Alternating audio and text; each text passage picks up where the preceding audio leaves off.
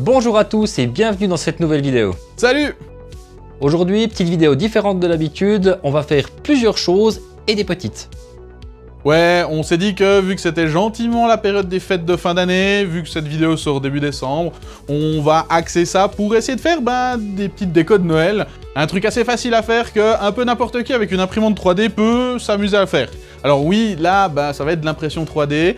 Peut-être qu'on envisagera de faire des trucs plus beaux à l'année prochaine. D'ailleurs, si vous avez des idées, partagez-les comme d'hab. On prend toujours. Du coup, on va vous présenter tout ça dans la vidéo. Et puis, on y va.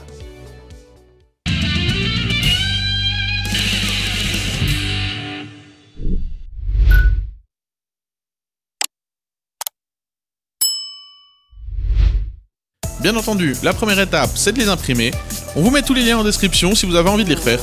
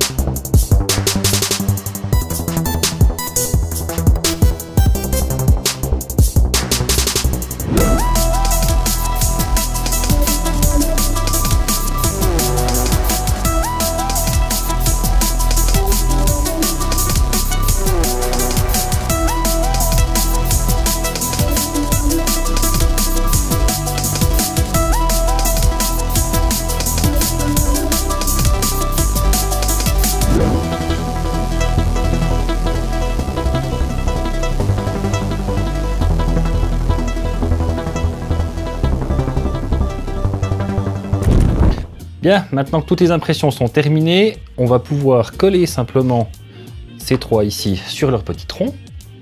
Et pendant que moi je vais faire ça, il va vous expliquer le reste.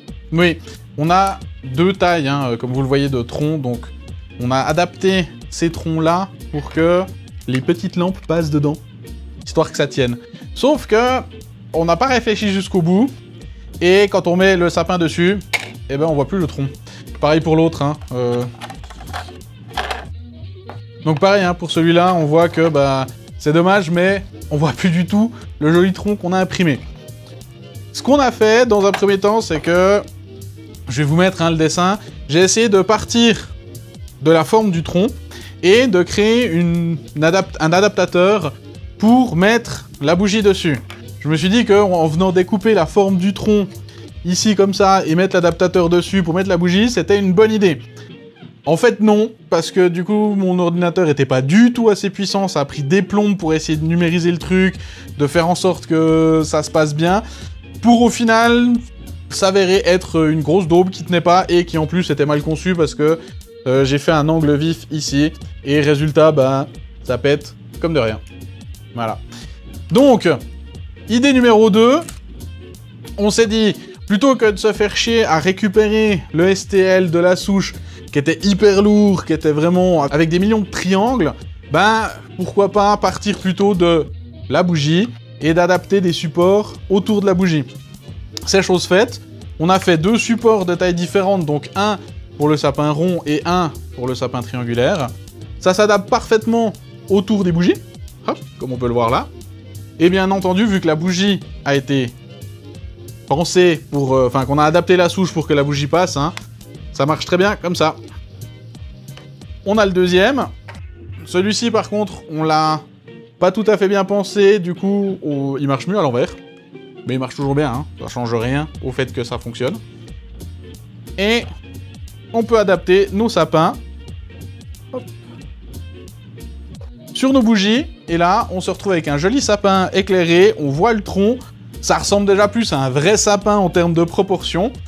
Et pour le triangle, il faut un poil plus forcer parce qu'il est un peu plus ajusté, mais ça marche quand même toujours très bien. Alors, hop, tac.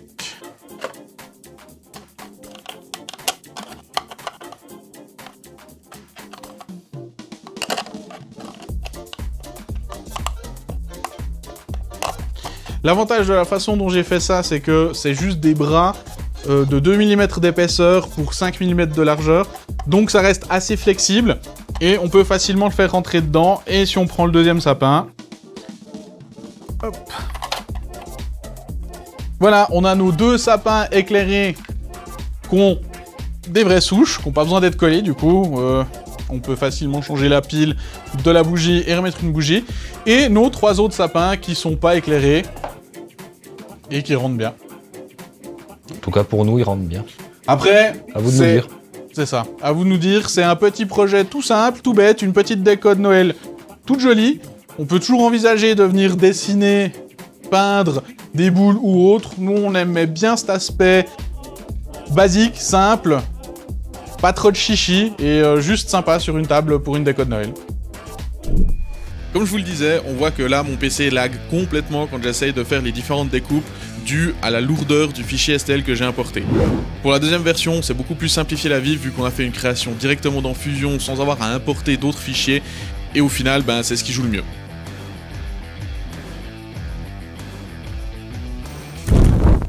Et voilà, les 5 sapins sont terminés.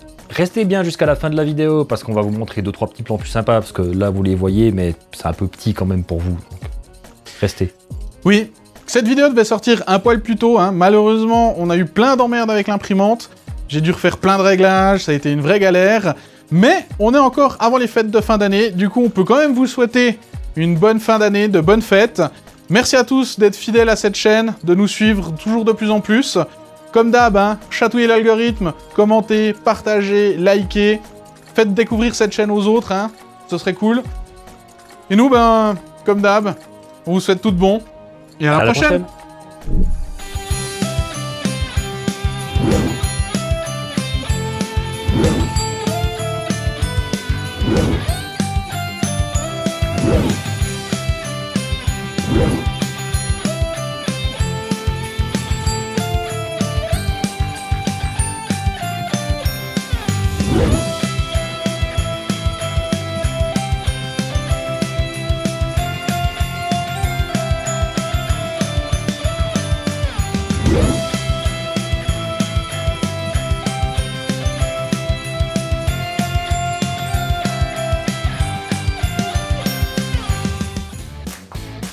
Bah oui, parce que du coup, quand tu discutes à 3, t'es pas 2 face à une personne. Quoi. Si. Ah oui, non, ça c'est quand tu essaies d'interroger quelqu'un, c'est pas la même. Oh, putain. Je vais y aller, je crois. Ah, fatigant. Bonjour à tous et bienvenue dans cette nouvelle vidéo. Je t'ai tapé.